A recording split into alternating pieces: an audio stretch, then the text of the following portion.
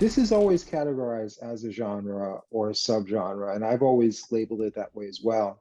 It wasn't until like I started prepping for this podcast earlier today, I'm like, and I'm thinking the same dilemma we had when we were talking about film noir, where it's just like, well, people try to include all these other films, these crime films that weren't technically film noirs.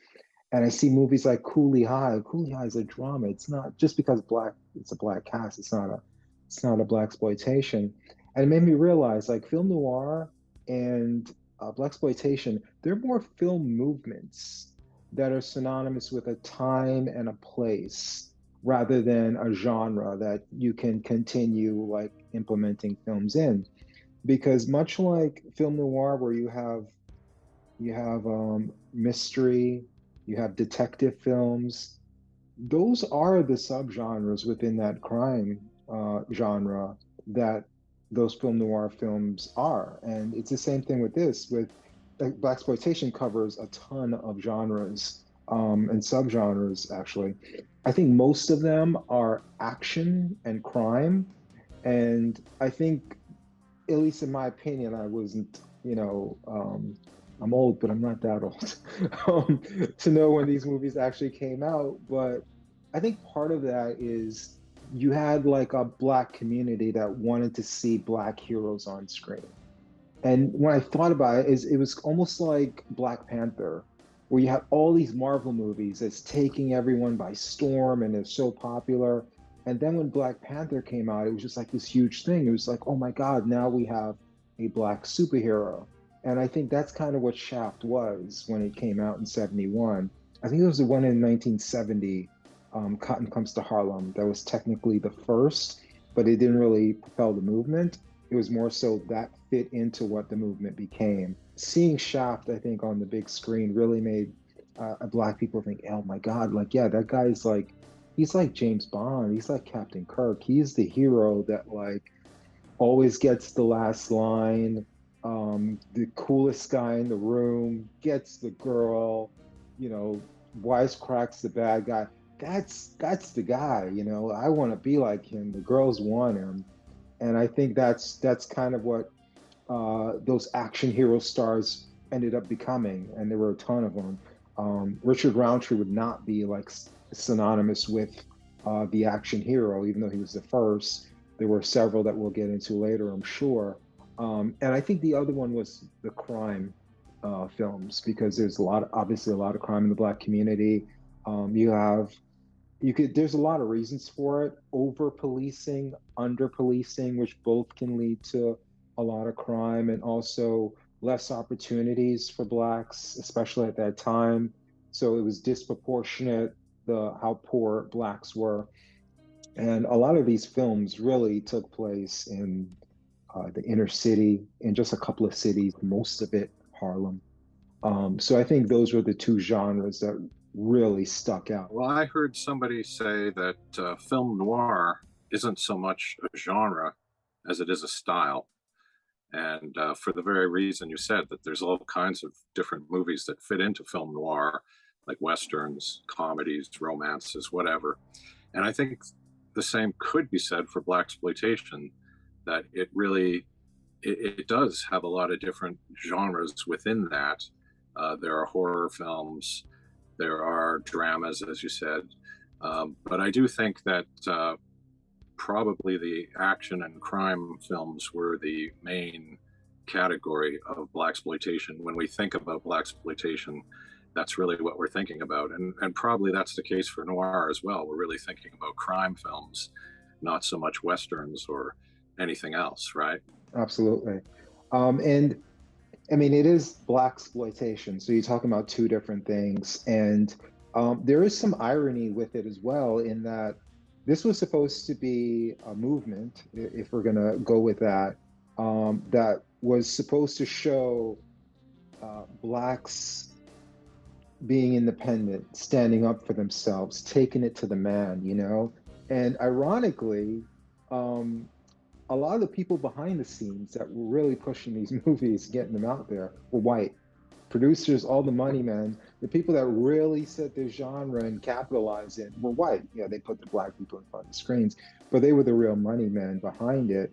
And as much as this movement helped to give Black actors and talent an opportunity in the 70s, which is really when most of this took place, once the 70s were over, when you look before the 70s and after the 70s, we look in the 60s and 80s moving on, until you had like filmmakers like John Singleton and Spike Lee in the late 80s, early 90s, they went back to being the sidekicks and the criminals and the antagonists right after. So it's kind of weird in that what they were all about before and after, and even during, it really was just all fantasy, which is kind of depressing when you think about it in that way. But yeah, I mean, the money men were white and they had the opportunity in this short space of time to be like stars. But Pam Grier, she didn't do much. I mean, she was huge. She was, you talk about like Jamie Lee Curtis, the Scream Queen, and certain like Julia Roberts is synonymous with romantic comedies. Well, Pam Grier, she was the queen of Blaxploitation, and she was, I mean, she's as beautiful.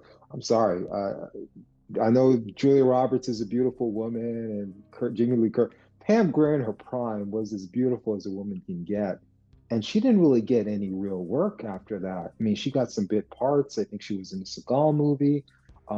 Obviously, Jackie Brown was her big comeback with Quentin Tarantino, and then she did some work after that. But yeah, like the biggest stars in this genre really didn't get a lot of work. That's true. I was always surprised that Pam Grier didn't do better after sort of the four big movies that we think of her starring in. She really kind of go into supporting roles and stuff like that. So yeah, I was surprised. These films, there were a lot of the films that really leaned into the exploitation part of the blaxploitation, like Blackula, Blackenstein, Black Caesar, which I think it's like a takeoff of Little Caesar. And I think it was supposed to star Sammy Davis Jr., but that fell through. Abby, which is a take on The Exorcist. Black Mama, White Mama, which was a take on the Defiant Ones. These were all like very Black Shampoo, which is a take on Shampoo. I could go on and on, but these are all takes on obviously, popular films. And oh, here's a Blackenstein version of Frankenstein. It's like very dead on and very quick, cheap movies meant to just like churn out, almost like, just a quick buck. But here's someone black starring in a black version of a movie you've already heard of. It's already a property that you're familiar with, and here's a black version of it. And those were cool, and you can like those ironically or tongue in cheek or maybe genuinely. But for me, I tend to lean towards liking the ones that are kind of artistic, the people who took the staples and the things that made blaxploitation what it was, and actually tried to say something within that genre.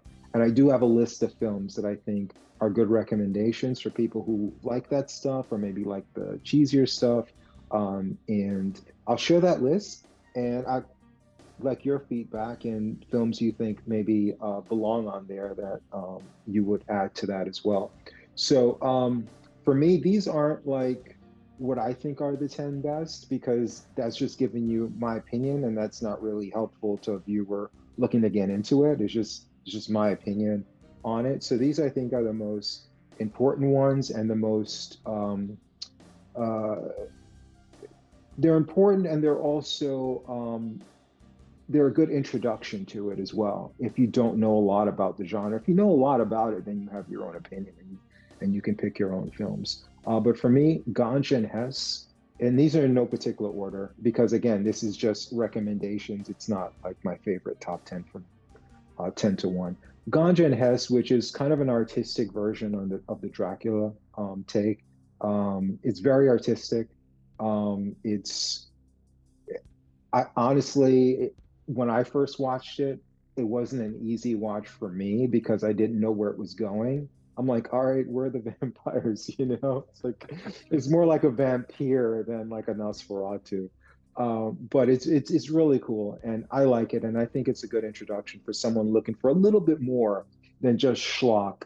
And a counterpart to that, I think, would be Blackula, which is very much schlock, but it's really entertaining schlock. And I love that. I watched that movie a ton of times as a kid, on repeat before cable or anything like that. Any thoughts on either of those?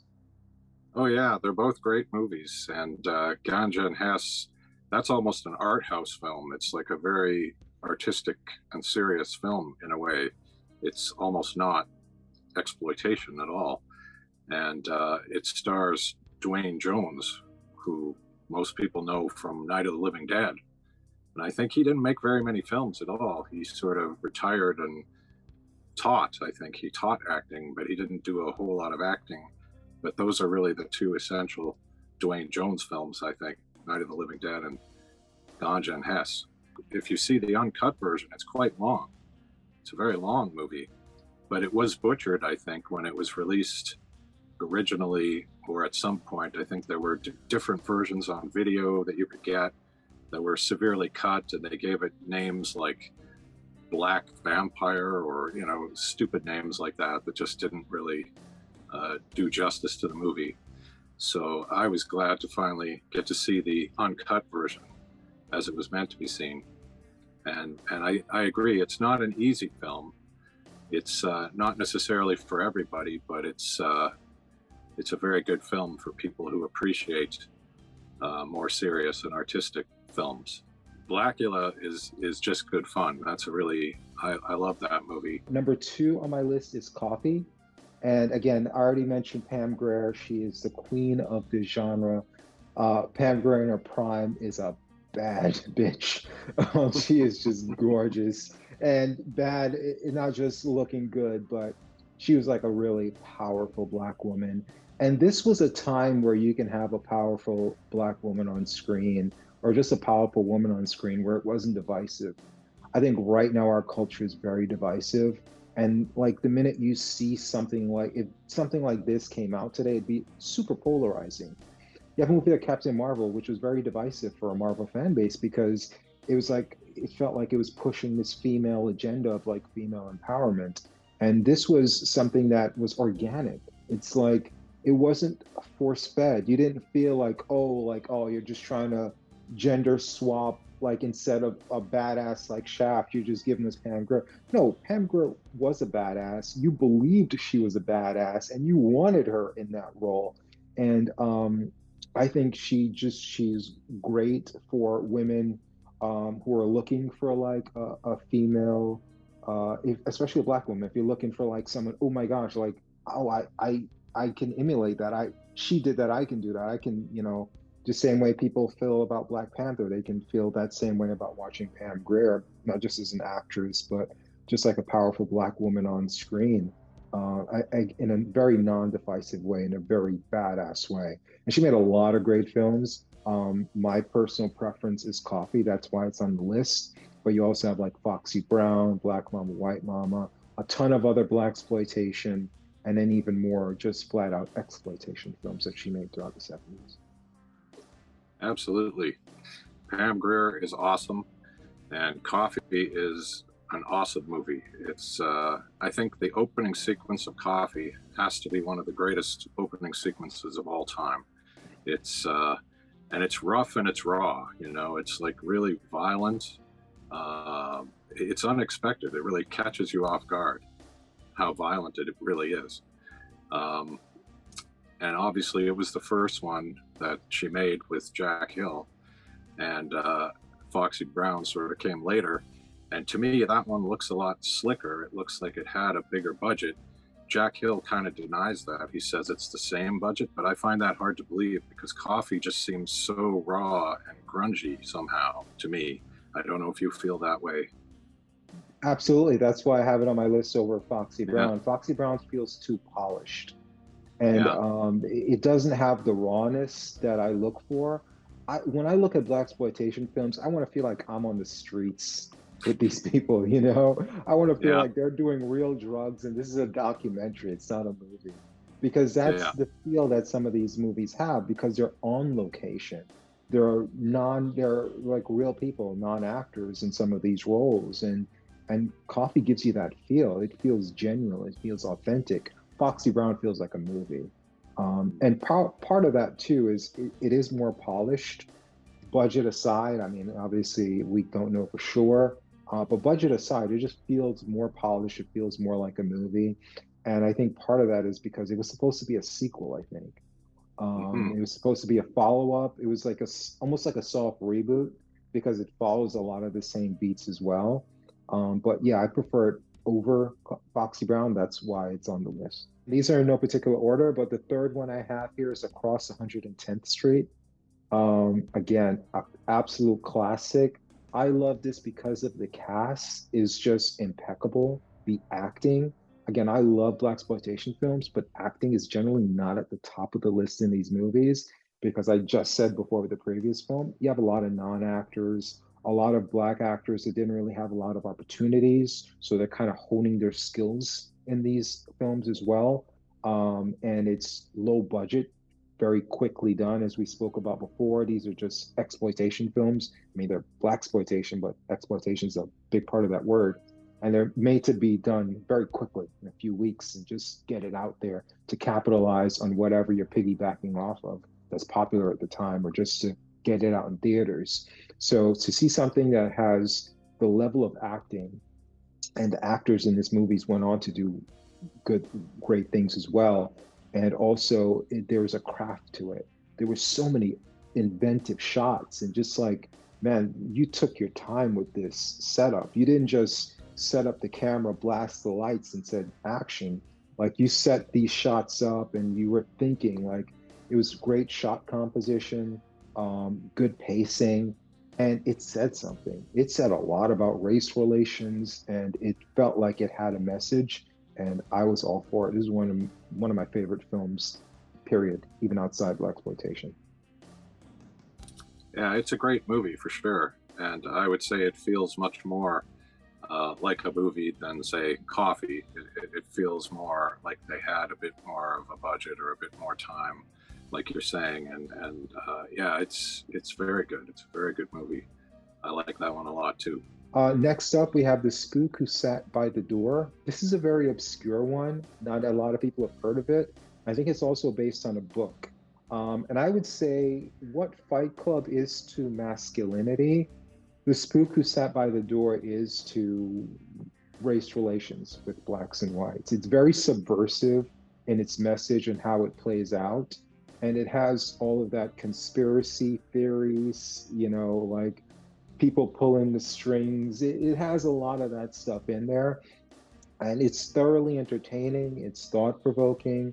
And again, if I had to parallel it with something that's common and popular now, I would say it's kind of like that Fight Club type thing where it's just like, you know, you have these people trying to bring down a society, and here it's more like, yeah, we're bringing down the man, we're bringing down the system, as opposed to like where Fight Club was dealing with masculinity, what it means to be a man, finance, and things like that. But if I had to parallel with something, I would say that. And I definitely think, even though it's obscure, it's well worth a watch.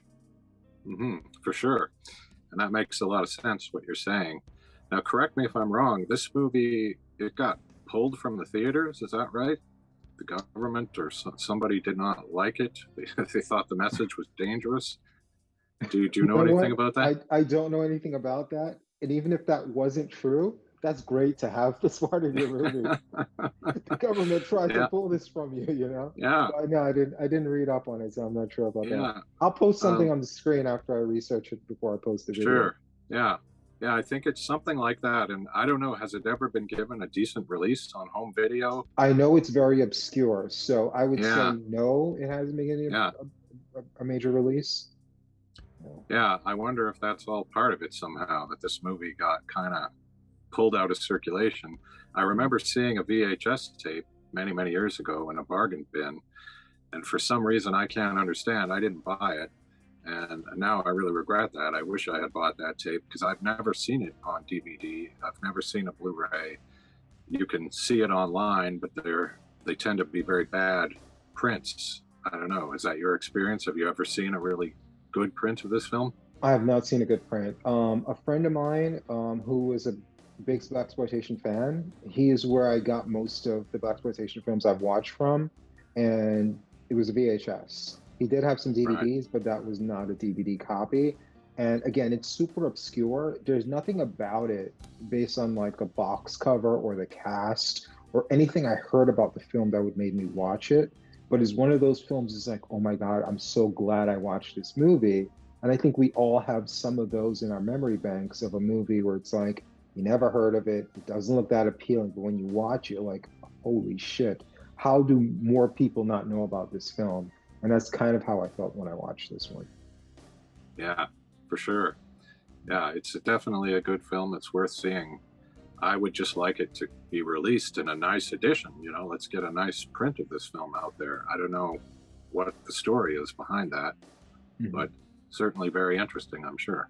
Yeah, yeah, definitely, definitely not easy to find, but well worth the search. Next up, we have Superfly.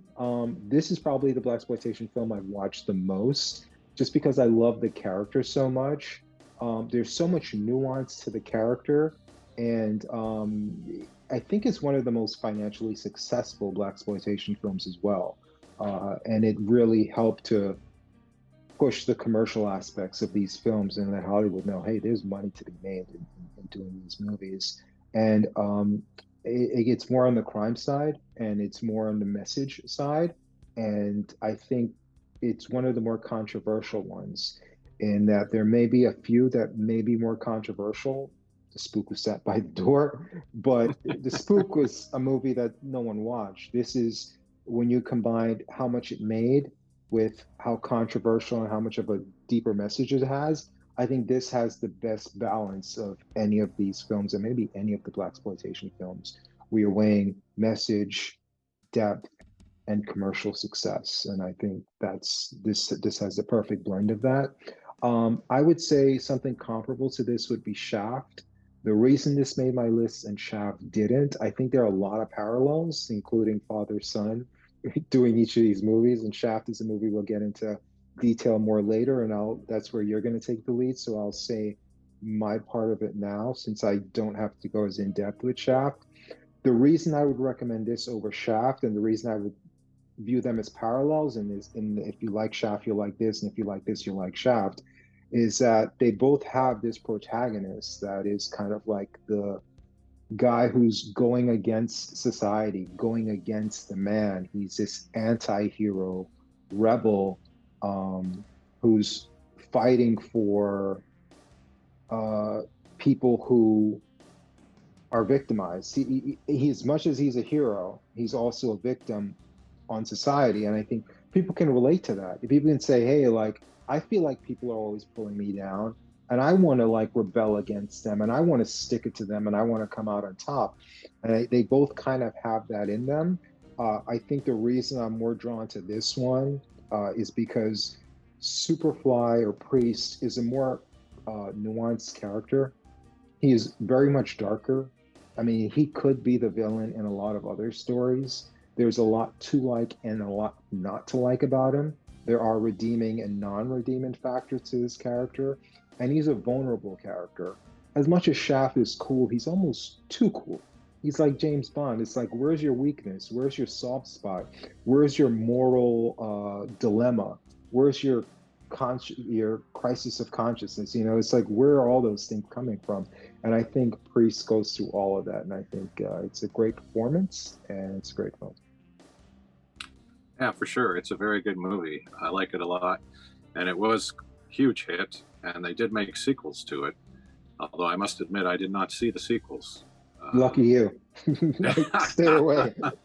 Okay, well, I wondered about that, but yeah, it's definitely a good film. And the one thing I would say is that I love the soundtrack of Superfly, and I love a lot of Blaxploitation soundtracks.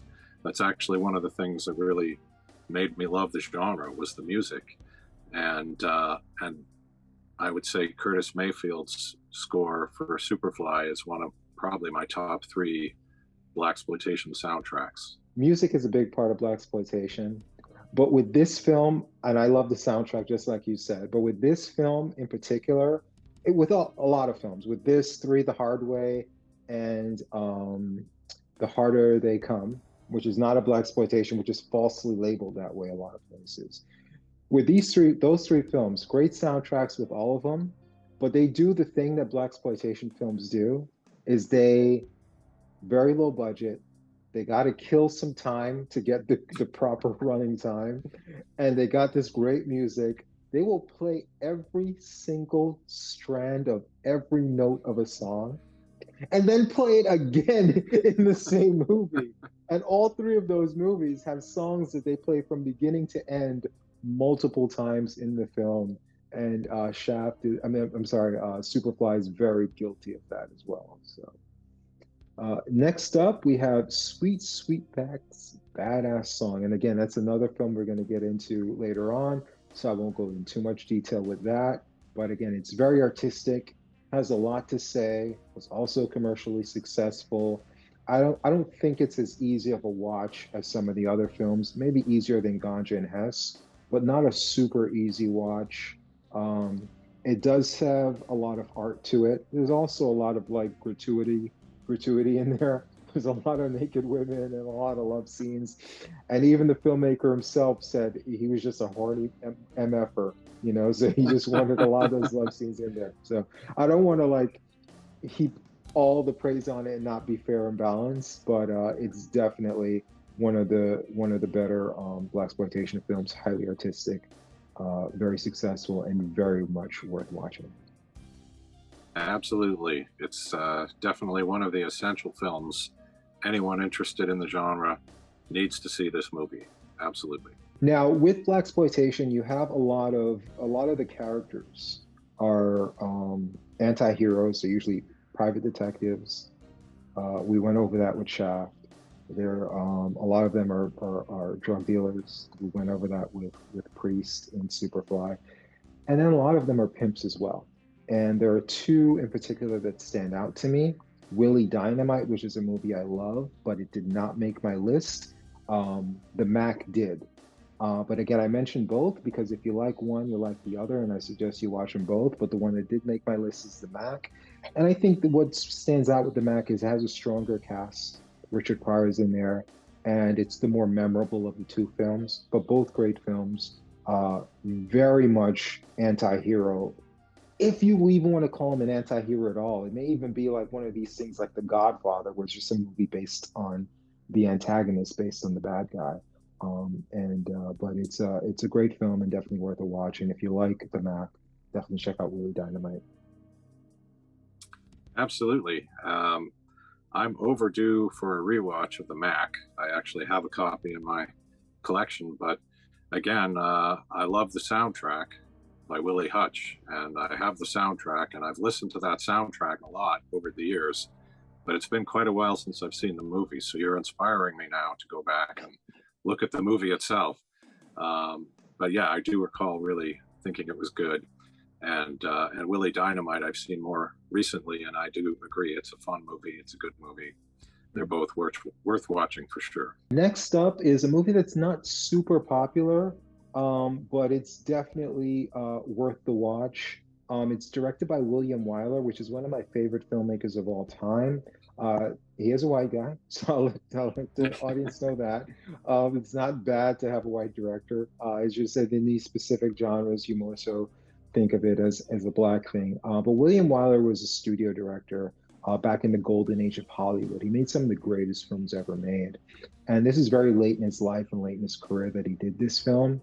It's kind of out of left field. It's the liberation of L.B. Jones.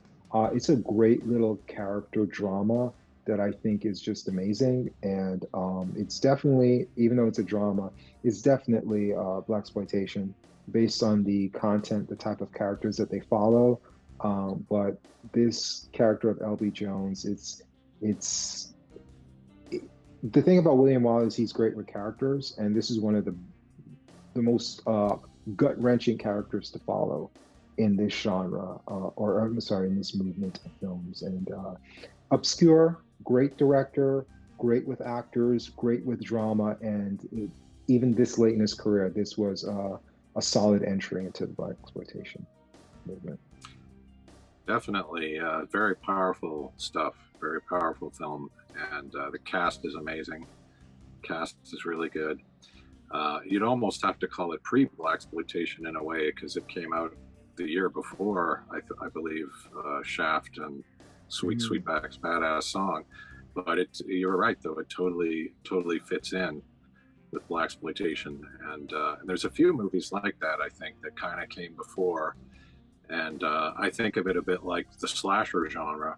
You know, we all think of Halloween starting at 1978, even though there were movies like Black Christmas and the Texas Chainsaw Massacre in 1974. So there's always movies that come earlier than the genre that we sort of think of. But yeah, this one is a great movie, Mhm. and I think it's fair to call it Blaxploitation. Yeah. Even Psycho, to go with your slasher genre, even older movie that I Yeah, love. yeah, Yeah. absolutely. Next up, we have Three the Hard Way. So I could have, this was definitely an action film, commercial film, pop film, not something you're going to take super serious, almost a parody of the genre itself. And it was parodied, and I'm going to get you, sucker. We already did a review on this, so you know our thoughts on it. So I could have gone with a lot of action films. The reason I went with this is because this has all three of the major action stars that proliferated the Blaxploitation movement. All three of them are in there. So rather than racking my brain trying to figure out like which one am I going to pick, this one has all three. This one is more than entertaining enough that if you like this, go check out all three of those guys in some of their films like Slaughter, Little Caesar, not Little Caesar, Black Caesar, etc. Black Belt Jones. You can check out all of their other movies, but this is a good entry point. Absolutely, and it's a very fun movie. It's one of my personal favorites. Probably one of the first real Blaxploitation films I saw when I was young. So, yeah, definitely, I would recommend it. And if you want to know more, take a look at that other review we did of this movie specifically.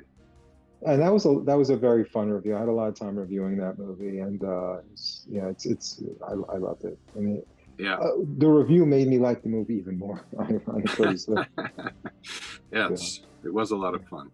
yeah.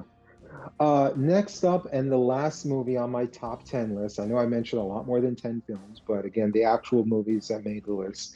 The last one, I wrestled with this. I had to call a buddy of mine to just confirm that I should put this on the list. Because as we get down to this, and there's one left, I'm sure you're probably thinking, man, there's so many great movies not here yet. What are you going to go with? And it's going to be a movie that's not a great movie, but it's super important and it belongs on this list, and it's Dolemite. Uh, I love Dolemite ironically, where it's just like it's so bad it's good. And that's one of the reasons why I didn't want to put it on this list. But the story of how Dolemite was made and the importance of it, where this is a true grassroots film, talk about the fact that there's a lot of white people with money behind a lot of these films. Hollywood is behind a lot of these films. A lot of these films are just put out there copying other movies that were made, just put in black in the title. This was a true grassroots thing where an independent guy went out there, made his own movie, put everything on the line, went city to city promoting it. Don't take my word for it. Eddie Murphy made a movie about this you can watch. But Dolemite is definitely on the list. You like it? Watch more Rudy Ray films, Rudy Moore Ray films, and watch My Name Is Dolemite with Eddie Murphy as well if you like this one. Well, I'm very glad you did put this on the list because I think I said to you, I always have a huge problem trying to come up with any sort of top five or top 10 because I get down to about number seven and I think, oh my God, there's so many other things. How can I get them all on here? And it becomes a real mess. And I also have that same problem of, am I putting on only the films that I think are really great films? Or am I putting on films that I love, even though they're not so great?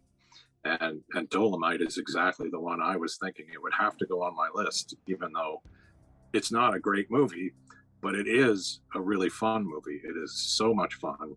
It's one of my personal favorites. I love all of the Rudy Ray Moore films. The first one I saw was actually The Avenging Disco Godfather, and that really turned me on to the whole thing, and I had to collect them all up. And you know, the last time I watched Dolemite, I think within the first 10 seconds, I knew that this was awesome. You know, it does not take The minute long. you see the boom mic, you're like, okay. And I don't think I've ever met anyone who's seen this movie and didn't enjoy it. You know, it's such a fun experience to watch that movie. It has to be on the list for sure. Yeah, yeah. So again, if I were to give you a list of my top 10 favorites, some of these movies would not be on the list. But I like all of them. They all represent a different part of the movement.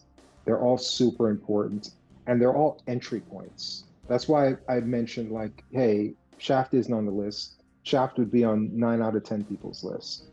Well, I give you a reason why, and a movie on the list that if you like, you'll like Shaft. So that's why I try to counterbalance it. Blackula would, you know, but again, I gave you Ganja and Hess. So I didn't want to be too repetitive. I see some of these lists online, they have like 4 Pam Grier movies. It's like, no, you watch one Pam Grier movie. You get the point. If they like it, they'll watch the other Pam Grier movies. So that's kind of the approach I took. But that's my list. I think those are great entry points if you're not super familiar with the genre.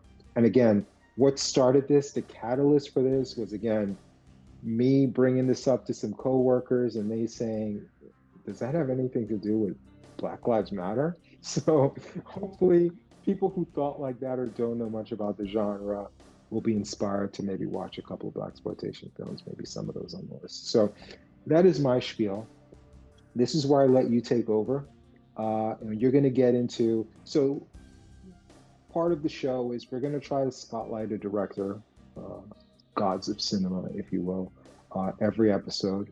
But for this week, because there weren't a lot of this movement didn't last long, and a lot of the filmmakers in this movement didn't make a lot of movies, and the ones that did, they didn't exclusively make Blaxploitation films.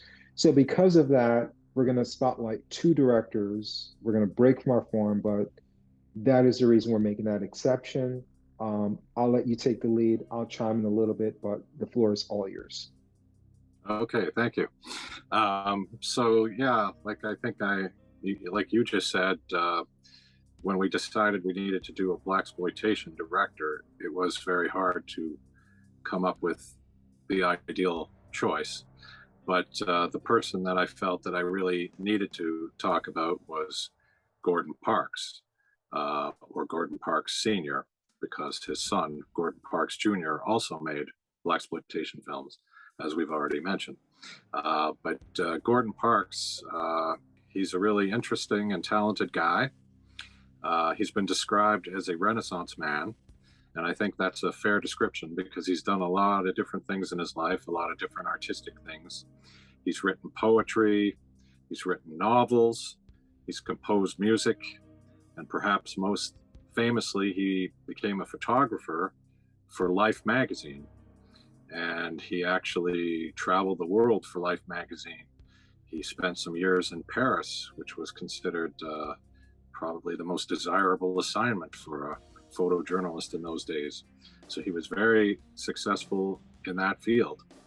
And at an age when a lot of people would be thinking about retiring, he decided to start something new, which was essentially making feature films. He became a filmmaker in his late 50s. And it came about because Hollywood became interested in turning his novel, his autobiographical novel, The Learning Tree, into a movie. And they wanted him to adapt the script from the novel. They also wanted him to direct. And they knew he was a composer, so they said, hey, why don't you also write the music for the movie? And while you're at it, you can produce. So he kind of went from almost no experience in film to almost being an auteur, where he's doing everything. He's all over this movie. He had done some short films before that, but they were almost more like extensions of his photojournalism, his photo essays. He would narrate them, and we'd see a lot of his photos, and they were short and almost like documentaries. But The Learning Tree was a feature film. It was a drama, and while we couldn't really call it Blaxploitation, it does have a lot of the elements that would go on to become quite common in Blaxploitation. I mean, it deals with racism, it deals with poverty, it has crime, it has violence, it has a little bit of sex and nudity, but it's not an exploitation film. It's a much more serious film, and it's a good film. And it was apparently, it's considered to be the first feature film at a major Hollywood studio directed by a black man. So it was quite a historic thing. And so after that movie, he was given the opportunity to direct Shaft, which was also based on a novel, although this time it wasn't his novel. It was written by Ernest Tidyman, I believe. And he adapted the novel into a screenplay. And apparently he originally, even though the character of John Shaft is black in the novel, he actually decided to make him white in the first draft of the screenplay. Perhaps because he thought that was the only way that it would ever get made. But when Gordon Parks came on board, he said, no, he's black, and I'm casting Richard Roundtree. And Richard Roundtree was not really very well known at the time. He hadn't really done very much. He'd done some commercials, but he was not in any way a big star. But Gordon Parks must have seen something in him.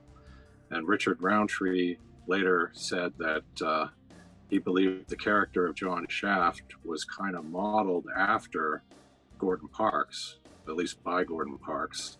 Gordon Parks took him and to stores and then bought clothes and, you know, sort of outfitted him and sort of made him in his own image in a way, which is interesting because I've heard something similar about the early James Bond films and Terrence Young. I think a lot of the Bond stuff, like the Martini, shaken not stirred or whatever, that was actually Terrence Young who really, that was kind of him, and he kind of gave that stuff to Bond.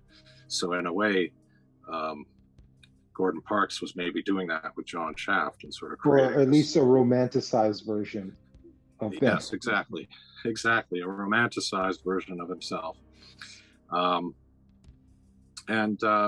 You know, as we've maybe alluded to already, it was the film was a huge success, obviously, and it spawned 2 sequels and a TV series. And then 30 years later, there was a remake with Samuel L. Jackson. And I'm surprised to discover there was another remake maybe 2 or 3 years ago. I didn't even know about that one. I didn't even hear about that. But clearly, you know, a very successful film. And it was really, well, because it's so successful is really one of the reasons that it was one of the movies that really kicked off Blaxploitation into the thing that it became, the huge successful genre. This is not a movie I really gave a chance to. And I think when you brought this up as something like you really wanted to talk about in depth, I kind of pulled away and I was like, maybe we should talk about his son because I like Superfly more. But when I gave it a chance, I actually really liked it more than I thought I would because I never saw it before. It just didn't come off as a film that I wanted to watch because I'm not into the James Bond cool guy that always gets it. There's no depth to characters like that. It's just, it's not really for me. Not that it's bad, it's just that it's not for me. I'm not into action movies that much. I love crime movies, not into action at all. Unless I like it ironically, like, you know, I love Schwarzenegger movies because the acting is so cheesy. So I like it ironically more so than I actually like it. But I actually did like this movie a lot more than I thought I would. One question I have for you, since this is my first watch. So the copy I watched was a Criterion version, but there was a lot of ADR. Is the ADR something that Criterion did or the restored versions did? Or is that something that was part of like one of the older copies? Because it's a lot of noticeable ADR where it's like, you're not saying that. Like the background noise changes drastically when you say that line. Like I know you're saying that in the studio, not in the street. And it's just like really distracting because there's a lot of lines like that. Wow. I don't know is the short answer. I don't think I've ever really noticed that. But I have noticed that sometimes when they do clean up these movies and they release them in a good format, sometimes that reveals things to me like, oh yeah, that does sound like ADR there. Whereas my old VHS tape, I never really noticed that somehow. It maybe wasn't good enough quality for that. So I don't know. I've never noticed that, but that's an interesting question. It was really distracting. I'll put it on the screen. I'll do some online research and put it on the screen now Okay. to see what I find, but it was a little distracting. It took Okay. away from my enjoyment because it's like why I focused on more on like why was that line ADR more so than the scene itself, when it Yeah. happened. But aside from that, I thought it was really good. I mean, it was a lot of good action, and it was kind of weird. It had almost like an old Hollywood ending because old Hollywood films, before they came up with a real structure that they do now, the endings would it would end on the climax. There wouldn't really be much of a third act at all. And this one pretty much ended on the climax without a third act. We don't know like what happened when they took the girl to the gangster. Did he did he pay him? Did he turn on them? Like how many guys got killed? How many guys lived? Like what are the consequences of Shaft? Like he cheated on his girl. Is there any consequences to that?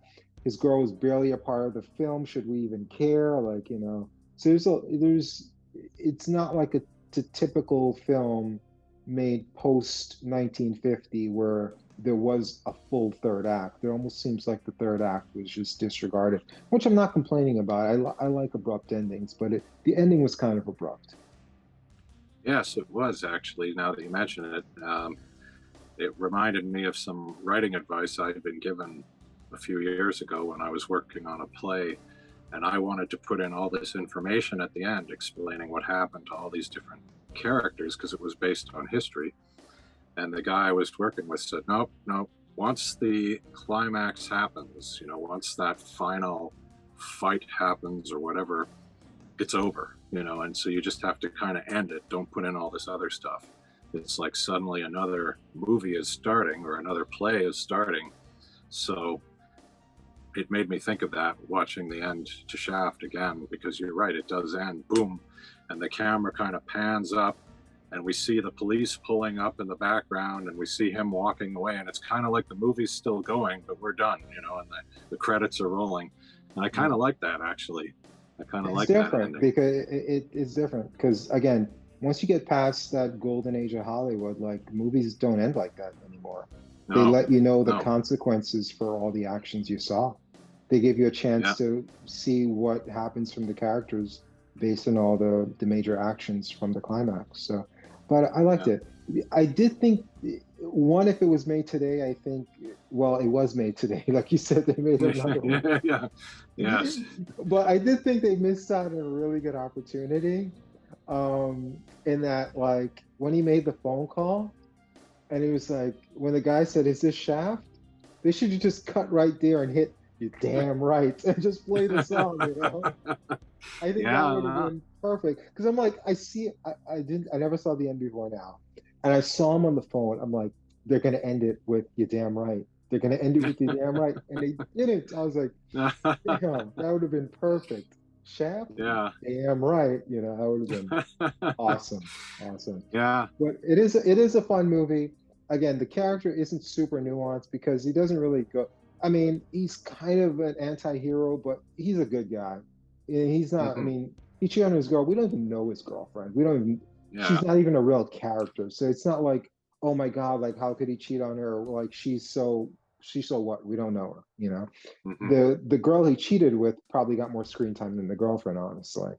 yeah, So aside from that, which is, I guess, questionably morally, but he didn't really make a lot of tough moral choices. He pretty much did the right thing the whole way.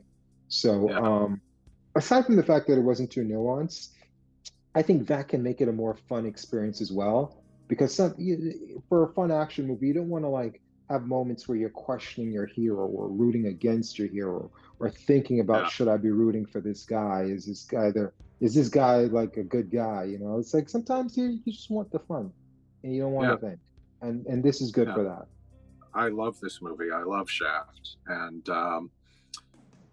for me, part of what I love is that well, first of all, I love that, Gordon Parks really creates a very clear world to me, and I mean, I was never in New York in 1971. I don't know, but to me, it creates at least a believable impression that this is what it was like, and they shoot on location and they're in some real places, like the No Name Bar and Cafe Reggio. Those are just real places in New York, right? And so I find that fascinating. It's like a time capsule. But also, aside from that, every character in this movie, no matter how small, has something unique and interesting about them. They don't throw away any characters, like even the waitress in Cafe Reggio or the gay bartender in the No Name Bar. These are interesting, unusual characters who actually are kind of funny. They say and do things that are amusing, and they could have just been complete throwaways. Oh, it's a waitress. She just brings him his coffee or whatever, and that's it. But I think that's a good point. Not to cut you off, I think that's a good point. I think that's what disappointed me about The Girlfriend the most, is that they did spend the time to give some of these people personalities, and quirks and things that make you say, oh, like they could have left that conversation out of the movie and it wouldn't have made a difference. Like the waitress with, oh, I always forget the twist of, what was it, lime or lemon or something? I always forget it. Yeah, I always forget it. And she brought it back. And that whole interaction didn't need to be there, but it was interesting. And I think that's why it stood out to me more, that the girlfriend was just like there, is because they did spend the time to, develop some of these characters, or like you said, give them quirks to, make them feel like, all right, it's worth spending a few minutes with this character. Yeah. Yeah, and I mean, that's an interesting point. The girlfriend maybe isn't quite as developed, but I was going to say the whole idea of him cheating on his girlfriend and having a multitude of women who are interested in him, that's very James Bond-like too in the era, right? James Bond was always getting together with all kinds of women. So I think it's like, it's 1971, right? It's the swinging 70s or whatever you want to say about it. It's sort of the lifestyle or something that it's portraying. But yeah, I mean, even the mafia thug who comes to meet him in Cafe Reggio, he insults Shaft, and then Shaft insults him, and he kind of chuckles. He laughs. He kind of enjoys that Shaft has nerve and that he's kind of funny, and then Shaft insults him again and he chuckles again. Like it's you don't really see that too often. You don't see thugs in movies exhibiting that kind of behavior. They're just thugs. But it's that kind of masculine tussle, where it's just like, I'm gonna drop my dick on this table. Well, I'm gonna drop my dick on this table. What now? We both got dicks. All right, let's just have a drink. It's kind of like, that's what these tough guys do, and they expect the other guy to back down. So it's interesting that, you're right. Neither back down. Is like, okay, well, fuck it. Let's just chill. So. Yeah, they kind of respected each other in a way there. Yeah. But I also love the bad guys. Or some of the bad guys, Bumpy, the gangster, and Willie, his sort of right-hand man. In any other movie, where was that fight? Where's that fight they promised us? Oh yeah, Willie's like, before this is over, like, like we're gonna go at it. Yeah. But then Shaft says, "No, you're not gonna do shit." And then you're right. They never do. But what I find really enjoyable is that those guys are kind of likable. They're bad guys, but you kind of like them. They're entertaining, and I love that Willie is so upset about the guy who Shaft threw out the window. Right? He keeps going on about how could he have done that? He threw my man Leroy out the window. It's like any other movie. Henchmen get killed and you just never hear about them again, but this guy's upset and Willie went out the window. It's almost like a parody of other movies not mentioning it. It's almost like self-aware. It's like, wait a minute, someone died. Like, hello, like someone died. Why am I the only one that cares? Exactly, You're right. exactly. That's a great point. In that, like, it mattered to him. You know, Yeah, it's like, dude, he just killed somebody, and we're just hanging out in his office. Like, what are we yeah, doing? You know? exactly. Yeah, yeah. And also, his relationship with the police lieutenant, who, on the one hand, the police lieutenant he seems to really want to be Shaft's friend. He seems to want to help him. He's giving him breaks. He's letting him go. But Shaft is still kind of standoffish and is kind of rude to him and says, "I'm not going to help you," or whatever. But by the end of the movie, you kind of get the sense that they do kind of have some sort of friendly relationship, and Shaft does call him, from the No Name Bar, which is another of my favorite scenes, where he goes to the bar because there are these guys there who are wanting to kill him, right? And they're watching his apartment across the street. And so he kind of sees that they're there, and he identifies that they're the guys. And I mean, that's all he would have needed to do. But instead, he decides, I'm going to impersonate the bartender, and I'm going to serve these guys drinks, and I'm going to talk to them. And he sort of makes a big thing out of it. And then he calls his police lieutenant buddy and says, "Hey, I've got what you're looking for. Come on down here." And he has this secret conversation in front of them, and it's all very amusing. It's also a little bit suspenseful because these guys are there to kill him, and if they figure out who he is, they might do that. But anyway, it's just, to me, it's another example of a scene that they have a lot more fun with it than they would have had to, if you know what I mean. They really make something out of it. It's a great little set piece, I would say. Yeah. I love that. One thing I'll give to this film too is a lot of these blaxploitation films have a lot of filler in them. This didn't really have a lot of filler in that the things that filled up scenes, like the scenes you're talking about, they didn't feel like, oh, this is just padding. It felt entertaining. It felt like, all right, this is just part of the movie. It's part of the Yeah, world building that they're doing and they're yeah, immersing us in, as opposed to a film that I like more, but quite honestly, how many times are you going to play the same song over and over again in the movie? I can listen to the soundtrack for that, you know? yeah, I don't need to see you ride a car for 5 minutes yeah, because the yeah, car is like something that costs a lot of money and it took you a while to talk this gangster into letting you use his pimped out car in the movie, seen in Superfly, as opposed to here where it's like everything, even if it didn't move the story along, it built the world. And it wasn't just hmm, like, man, Mayfield's a cool cat. It's a great song, you know? yeah, I didn't feel yeah, that way, even though this is a great soundtrack too. I didn't yeah. feel that way, like, oh, they're just playing this song out with like background filler, you know? No, no, no, absolutely not. And to me, every scene in this movie it's a great little moment. There's something to it, even if it's not an action scene, because in a way, for an action film, there's not that much action, right? It's a lot of character stuff. It's guys talking to each other, and it's a lot of build up, a lot of suspense. Like the climactic sequence in this film, it's really more about the build up. It's getting the guys into place and making sure they're ready, and then the actual moment of action is quite brief, where they kind of put their plan into effect, and it's very effective, because you've been building up to it for 10 minutes or something, and then boom, it just suddenly happens.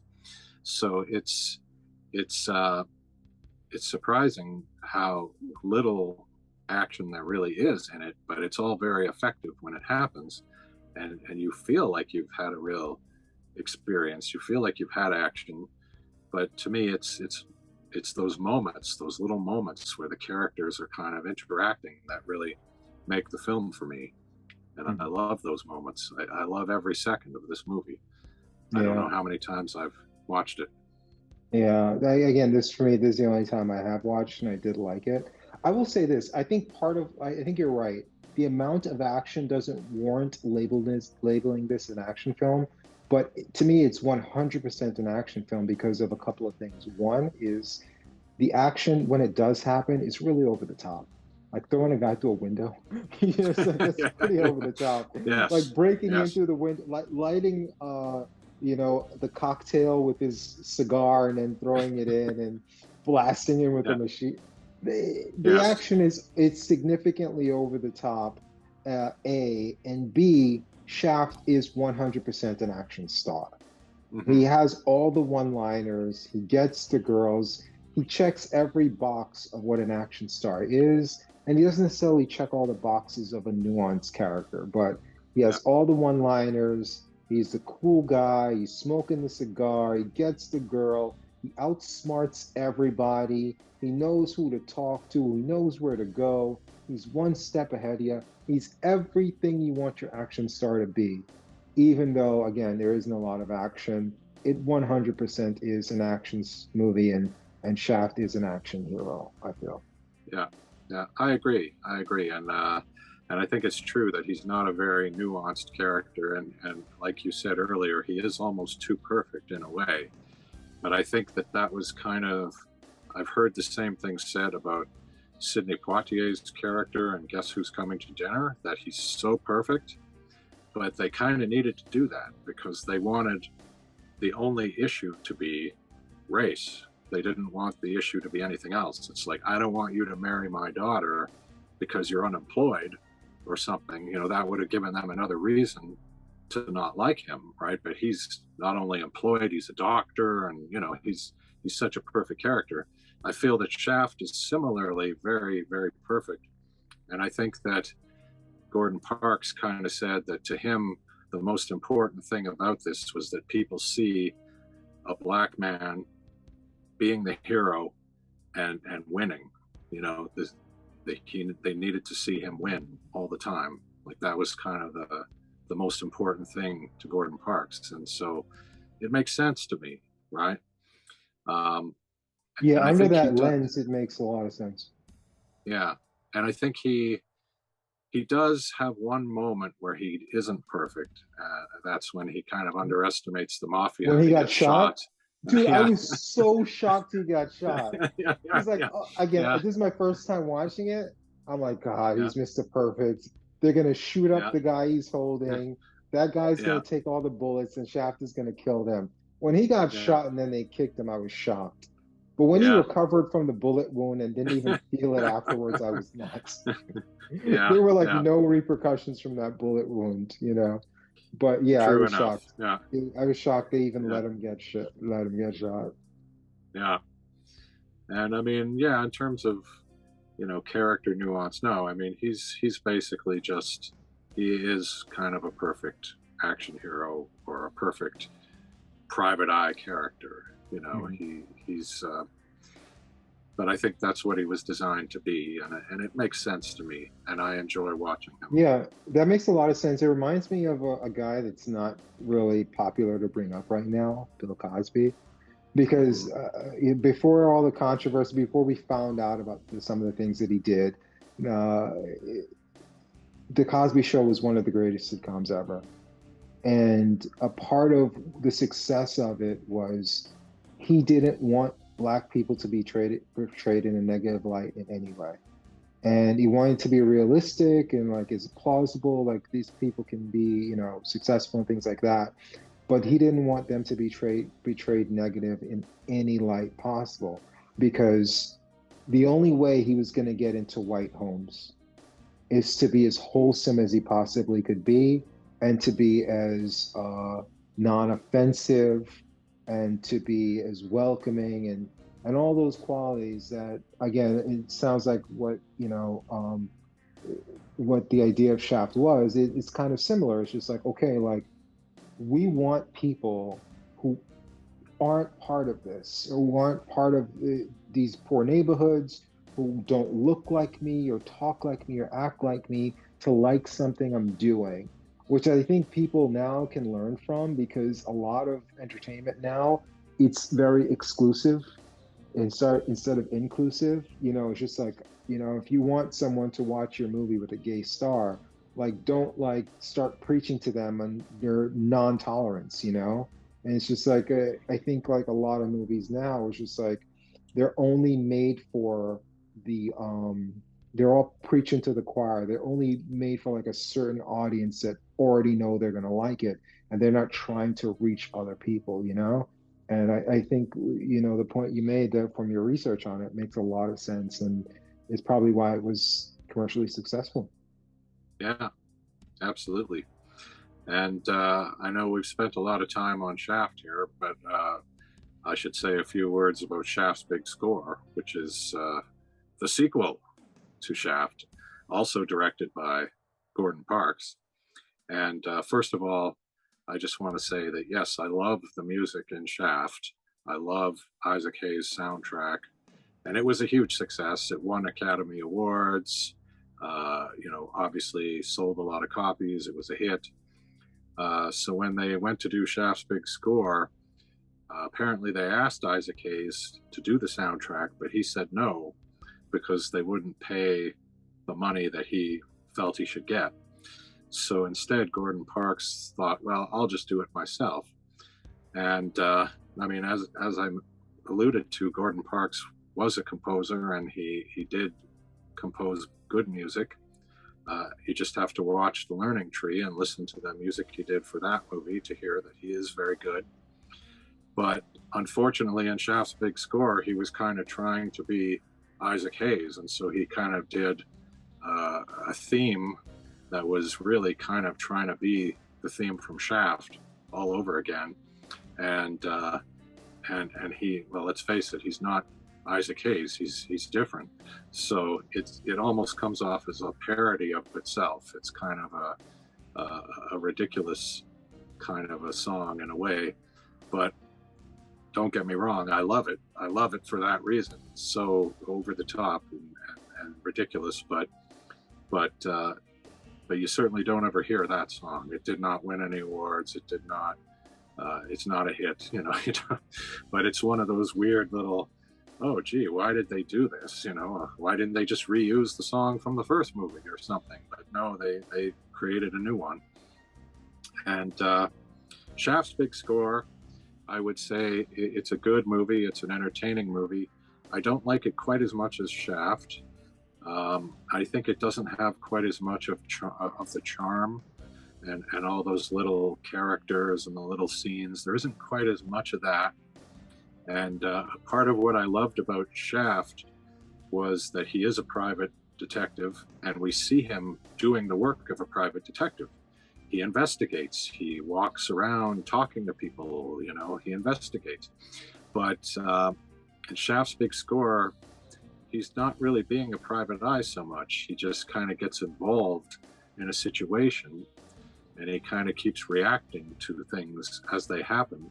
But he doesn't have a client per se, and we never even see his office. We don't see his private eye office. So we kind of lose a little bit of that private eye charm.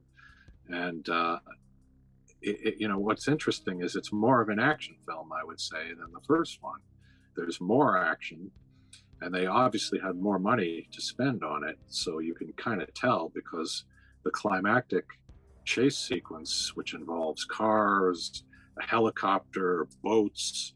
I mean, it's a huge action sequence that goes on forever and ever. And it's, I mean, it's an achievement, but it's, you know, it's much more of an action scene, whereas the climax of Shaft is more about the buildup to the very quick action sequence. And I actually prefer that to the over-the-top action of Shaft's big score.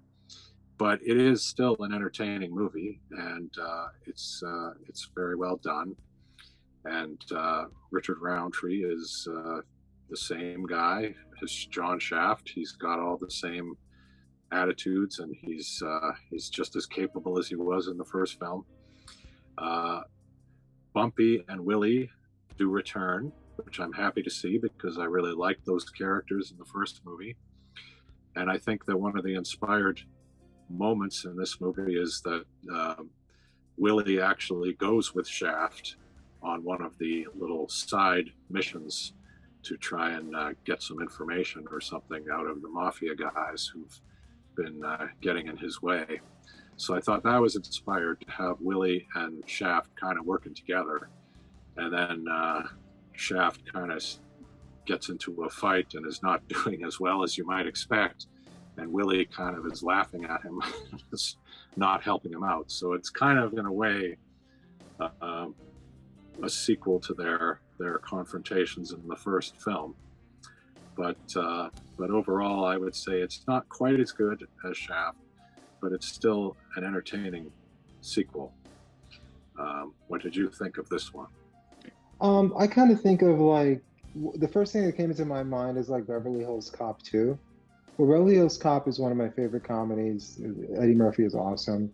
At the end of the sequel, they forgot what made it good, and they focused on the wrong stuff. And it's like, oh my God, let's make Eddie Murphy an action star. No, Eddie Murphy was a comedian. Let's have more funny scenes, not have more bigger action, you know? So I just think it kind of missed the mark. And I never begrudge people who make sequels, because sequels is generally where you make your money. And I didn't know that thing about Isaac Hayes, but I don't begrudge Isaac Hayes, because the sequel is really where you make your money. And if they're not going to pay you to do it a second time around, like, why call you back if you're not willing to give them a little bit more, you know? So, yeah, not really for me. I'm just thrilled. I'm still high on the fact that I like Shaft, because I didn't watch it my entire life, because I just assumed I wouldn't like it. And if it wasn't for us doing this podcast, I wouldn't have watched it. So I'm too much of a high on liking Shaft to knock the sequels too much. Yeah, but I would just say I didn't really care for it.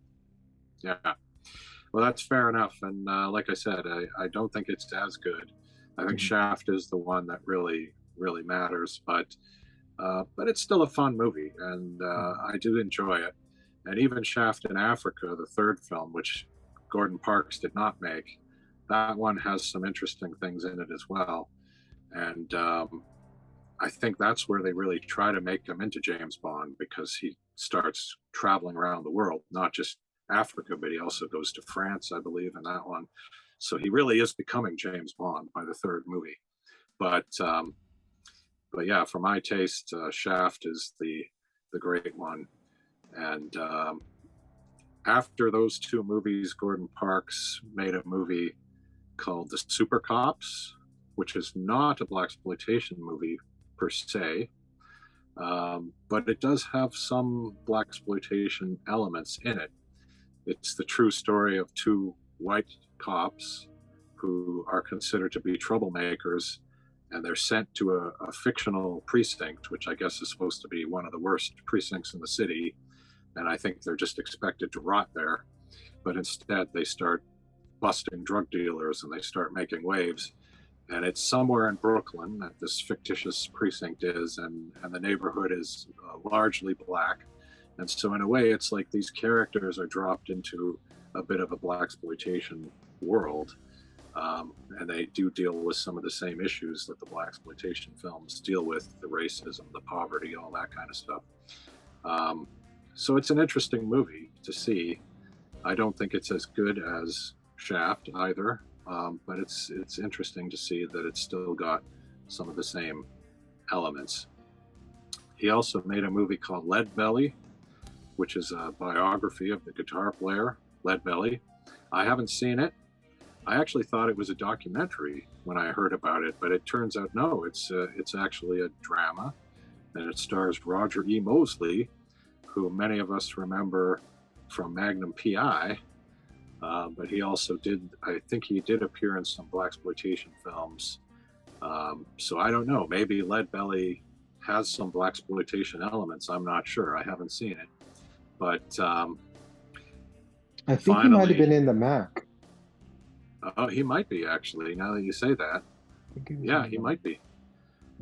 I know he's also in Terminal Island, which is a movie I quite like, which is not blaxploitation, but it's also blaxploitation adjacent, because it has some elements of that.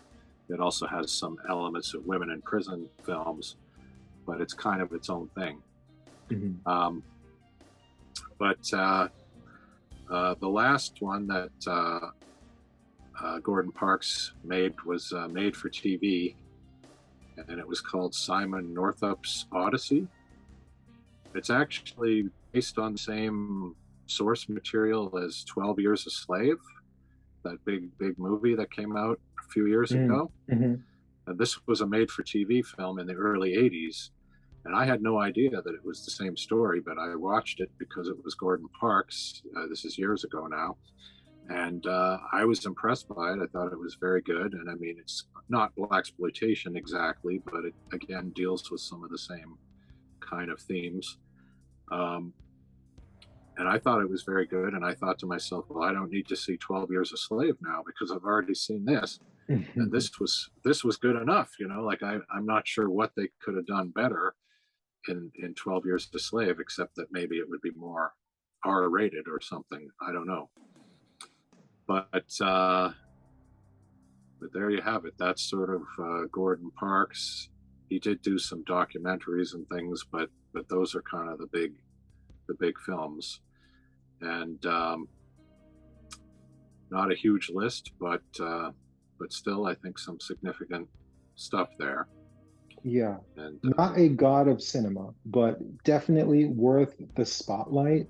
And again, this was not a movie I thought I was going to like. Pleasantly surprised. Highly recommend. And I'm glad you pushed me to watch it. Okay, well, I'm very glad too. That's great. You know, I don't intend to go into as much detail on Melvin Van Peebles, but I did want to talk about Sweetback's Baadasssss song, because along with Shaft, those are the two movies that really are most often credited with starting the Blaxploitation genre. And as we've already mentioned, there were movies that came out before that, including Cotton Comes to Harlem, but none of them really started the genre. It was the success of these two movies, because they were both huge hits. And in some ways, they're polar opposites from each other, because that's Shaft the exact is same thing I was thinking. Could these films be more different? Yeah, exactly. Like one movie looks like it was made with a home camera, you know, it's like all helter skelter, you know, and the other one looks like a polished Hollywood movie. That's exactly right. I mean, Shaft is basically, I mean, there was a bit of a resurgence of private eye movies in the late 60s with people like Paul Newman and Frank Sinatra playing private eyes. And so this really kind of fits in with that. It's just another private eye movie made by Hollywood. And I don't mean that in a negative sense. I mean, it could have been, you know, and especially if Ernest Tidyman had gotten his way with the first draft of the script and made the character white, then this could have been a movie that maybe somebody like Paul Newman, or maybe 30 years before, Humphrey Bogart maybe could have played this character. It would have been different, but you know, it's basically that kind of movie. It's a fairly mainstream Hollywood movie. The only thing that Shaft lacks to make you feel like this wouldn't just be a regular Hollywood movie if a white guy was in it is, I guess they couldn't afford a lot of car scenes for like car chases. That's the only thing. If you had him driving around instead of walking around, I'm sure walking around was a lot cheaper to film and to coordinate and with the streets and getting them blocked off and another car following another car to get the shots. Aside from the driving scenes, this is like, I mean, it's like French Connection or something. You know, it's just a regular, gritty, shot on the streets of New York, 1970s crime drama. Except this was more of an action, but I mean, it's very similar to those in the look and the feel of it, and it's a very polished film. I mean, I'm just bringing that up again just to contrast it with Sweetback, which is so not polished. Not polished. That's right. That's exactly right. And I was going to say that unlike Shaft, Sweetback is not a movie that somebody like Paul Newman could have been in. You could have stopped right there. You could just say Sweetback is not a movie. Yeah, I mean, it's. I would say it is, unlike a major studio film, it is kind of the epitome of a low budget independent film. It is so low budget, and it is so rough and raw and edgy. It is very, very edgy. I mean, it famously got an X rating, right? Which they then turned into publicity. But Brilliantly. Rated X by an all-white jury. Was that it? Was that that's it. That's right. Yeah. brilliant? So I mean, X-rated, and the opening sequence was actually cut from the British prints of the movie because it depicts very graphically a young boy having sex with a grown woman. His son, yeah, Yeah, his son Mario who went on to playing have a that. very successful career. He did, yes. And incidentally, he made a movie called Baadasssss, which I don't know if you've seen, but it's about the making of Sweetback's Baadasssss song. I heard about it. I And didn't see it. Did you actually see it, or you just read about it? I no, I did see it. I actually bought a copy in a bargain bin somewhere for like $1, and I didn't know what it was. I thought it was a documentary about the making of. I was surprised that no, this is a drama. Mario plays his father in the movie. He looks And I nothing thought it like was, his father. well, that may be, but it's great though. It's a great movie, and I think for anybody interested in low budget filmmaking, it's a very interesting movie to watch. And certainly, if you're interested in Sweetback, you should give that one a look. But anyway, it was so edgy and so raw that you can't even. It's like a completely different animal from Shaft. But and I think Shaft appealed to a very broad audience as well, whereas I think Sweetback was maybe more just for the Black community, maybe when it first came out. I'm not sure if it reached further than that, but in any case, it was a massive success. I don't know why people outside. I mean, at the time, obviously, you'd watch it now, and a lot of white people and non-blacks would watch it now. But why would a non-black person watch Sweetback back when it came out? Well, I mean, I could see Shaft yeah, because it's an appealing yeah, movie, you know. yeah, But exactly. Sweetback is just so. I mean, marketing, I think, is really what sets Sweetback apart. Marketing. Yeah, My yeah. favorite movie of all time, I may have mentioned this before, but I'll mention it now, is 2001: A Space Odyssey. My favorite movie of all time. Super artistic movie. Super artistic. Not conventional in any way in the way it plays out. People now would watch it, studied in film schools, considered a great film. But back then, the only reason people watch it is because of the marketing. They're like, oh my, what a trip. People took acid and watched it and be like, oh man, this Kubrick man. You know, it's kind of Yeah, like, yeah, I think it's kind of like with Sweetback. It's like, why would yeah, you watch Sweetback if it wasn't for the marketing? yeah, Rated X by an all-white jury, nudity, yeah, sex, and yeah, blowing up a police car and band. And the yeah, marketing is what really got people to watch it. Ultimately, it has its longevity because it is highly artistic and it is yeah, worth studying. But at the time, you know, yeah, yeah. Well, I would say that it's almost more of an experimental film in some ways. It uses experimental film techniques.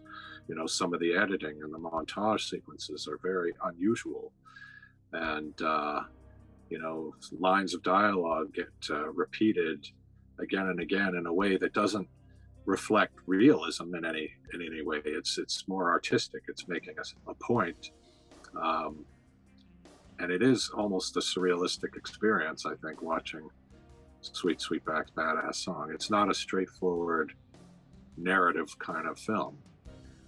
Would you it's agree an with that? art house film. It's almost like an Andy Warhol film in a way. Mm, I know that's not a yeah, compliment because Andy Warhol made some pretty films, but it's almost an Andy Warhol film in that Andy Warhol did a lot of nudity and you know stuff like that, and it was just about experimenting, trying different things, different ways of expressing, trying to like artistically say things that could easily be said with dialogue, but trying to say it with images and trying to create emotions and you know out of people and show emotions that characters are feeling in non-traditional ways.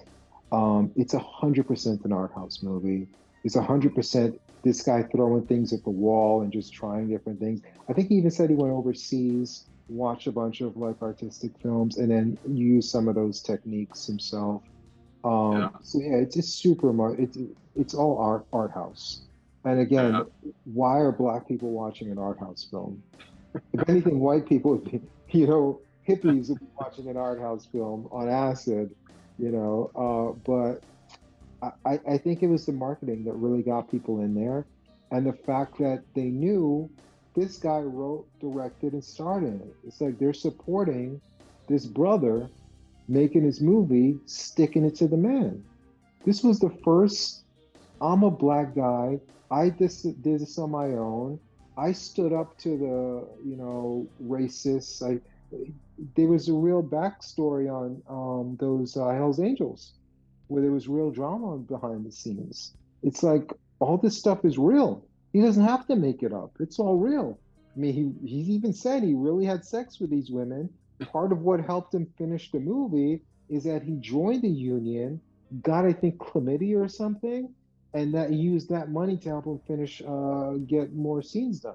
So a lot of what you're watching, it's all reality, and it's like you're supporting this brother, you're following the reality of what's going on more so than like, man, oh, I can't wait to watch what happens in the next scene or the plot or the ending or none of that really matters. It's just about like you're part of something, and they were part of the start of a movement that lasted 10 years, you know? Yeah. But the movie itself, I enjoy it because I watched over 1,000 films. I get tired of the pattern of movies because after a while, all you see the pattern coming. That's why we spoke earlier about like it was interesting to me that Shaft didn't have a third act. And for me, and it's interesting to me that 2001: A Space Odyssey is so different. And for me, this is interesting to me. This was is one of my favorite exploitation movies because it's so different. It doesn't follow a pattern. You don't know what's coming. You don't know why this is happening. Makes you think, makes you feel things, and the backstory of knowing what happened and how it got done, and knowing that this is just one guy's vision and he did it, all that plays into it. You take all that away and you just watch it as a movie trying to be entertained, good luck. 'Cause it's tough, man. It's not easy, Yeah. you know? No, It's not no, easy. definitely not. It's not an easy film. And, if I was going to try to describe the plot, it would be difficult. But I guess Why it would you do starts that to off, yourself? well, we're trying to analyze the film, but Sure. it seems to me that, at the beginning of the film, you see the character of Sweetback as a child, and he seems to be working in a whorehouse, perhaps, and he gets seduced maybe by one of the older, one of the prostitutes in this house, and then she kind of says you have a sweet, sweet back or something, which maybe is where he gets his name from, and then he transforms into the adult version. He becomes Melvin Van Peebles, sort of at the end of that scene. So it's almost like she made him a man or something. And then it seems like as an adult, he works in that whorehouse. He performs live sex shows in that whorehouse. I don't know if he's also a prostitute or whether he just does the live sex shows. I'm not sure.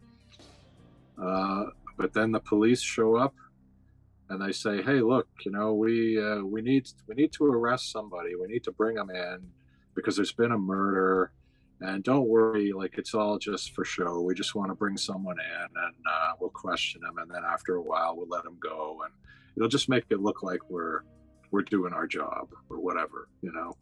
And so the guy who runs the place says, "Sure, take Sweetback," and so Sweetback goes with him, and then on the way to the station, they come across some sort of a riot or something that's happening, and they arrest, I guess, a Black Panther, and they start to really kind of abuse him and beat him.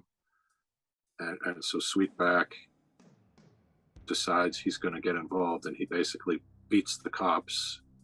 And he doesn't kill them, though, because we find out they're in the hospital later, but he beats the cops really badly and takes off. And from that point on, he's kind of on the run. And now the police are after him, and he spends the rest of the movie on the run. Does that about sum it up? Does that make sense? I don't know why you're wasting your time explaining it. It's not about the plot or the story, but yes, that kind of sums it up. Black Panthers had a lot to do with the messaging in the film. I think a lot of the early films were inspired or work in concert with the message of Black Panthers, with community and things like that.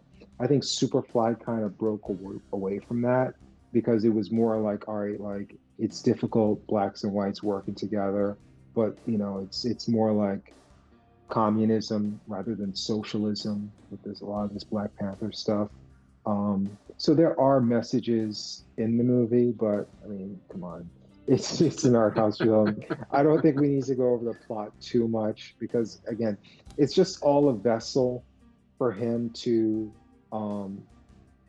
say the things he wants to say in a non-narrative structure. Because I mean, if he was great at doing narrative stories, his filmography clearly doesn't show it. I think this was lightning in a bottle.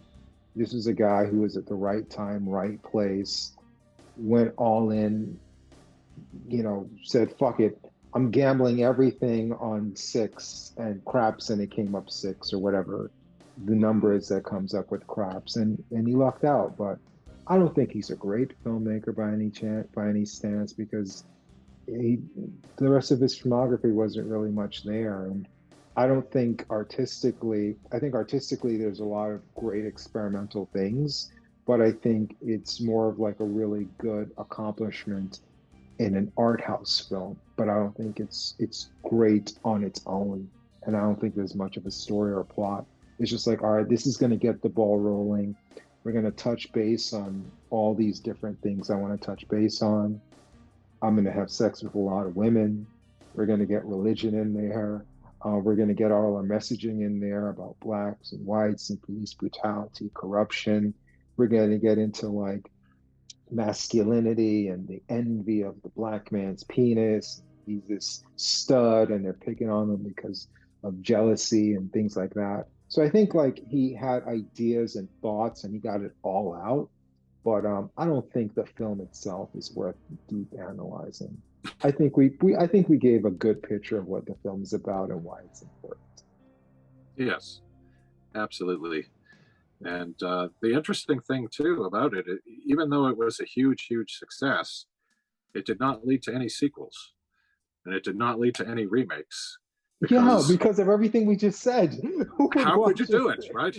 It's lightning in a bottle. You don't catch lightning in a bottle twice. No. And I mean, how could you even, like, if you wanted to make a sequel, although in a way it almost seems like the film is setting itself up for a sequel, because at the end it says something like he's coming back and he's going to collect some dues or something along those lines. So it almost feels like, oh, he's coming back, you know, there's going to be another. But yeah, I don't know how you would ever do another one. I don't know how. There's a reason he didn't make another one. Yeah. Yeah. It would just be I think it would be a mistake to try and either make a sequel. It's good that he didn't. It's one thing making bad sequels to Shaft and bad sequels to Superfly, but this is a movie that should have stood on its own, and I'm glad it did stand on its own, because again, it's not something that spawns a franchise. It's just something that's right time, right place, right messaging, and it was historic, and it should be remembered, and it should be watched, but not for pure entertainment standpoint. You know, right. It's more so like it's almost like going to a museum rather than, you know, going to like a ball game or a concert. You know, it's like, all right, this is part entertainment, but it's also part education, part cultural, part understanding. of what was going on at the time and why this is important, rather than, oh man, like I can't wait to see, big explosions or like plot twists and things like, no, you're not watching this for any of those type of reasons. If you want that, watch like Blackula or Shaft or something like that. Yeah. Yeah. Sure. But those are my thoughts on it. Any final thoughts before we wrap up on Shaft or Blaxploitation, or I'm sorry, Sweetback or Blaxploitation in general? No, I think just what we've kind of said already, which is these are movies that are worth watching, and people should definitely give them a chance. I would also recommend, as a companion piece to Sweetback's Baadasssss song, try taking a look at Baadasssss, the Mario Van Peebles movie about the making of it, because that really, to me, that's part of what makes it interesting, is how they made it and all the stories that go on behind the scenes of this film. But yeah, basically, I think people should check these movies out, and they should check out other movies like the ones on your top 10 list. And yeah, I think it's a genre or a style or whatever it is, a movement that is definitely worth exploring. And there's a lot to enjoy there. And there's also a lot to learn from that, I think, as well. I do have one more thing to say on the subject of Blaxploitation. Sure, I'm still recording. Go ahead. Blaxploitation directors. When you suggested that we should do a Blaxploitation director, you're right. This guy Mack Flanagan is more recent. But go ahead. Oh, okay, yeah. So when you suggested doing a Blaxploitation director, I thought of a few people right away, and then I thought, well, there must be other guys. So I did a Google search to see if I could come up with. So I searched for Blaxploitation directors, and there was a Wikipedia page that came up, which lists Blaxploitation film directors, and they only list 12. They have 12 on this page, but so it's by no means exhaustive. It doesn't have everybody, but guess who is number 12 on the list here? The last person on the list. You're not going to say me, are you? I am. Oh, really? Can you see that? Can you see that? No, I can't see. You got to put it more towards your face. I can't see it. Over here? W for Sean Weathers. Oh, wow. Yeah. So I was like, oh my God. So we could have been talking about your filmography instead. There you go. Because Hookers in Revolt did pretty well. So it does make a few lists if you Google around for it. So cool. It must be a really short list if I'm on there. Well, it's 12 people. Oh man, that's funny. Yeah. So yeah, there you go. You are on this prestigious list of Blaxploitation film directors. I barely made the cut, huh? Thank God I didn't stop hitting record. I can squeeze this in there. Yeah. Excellent.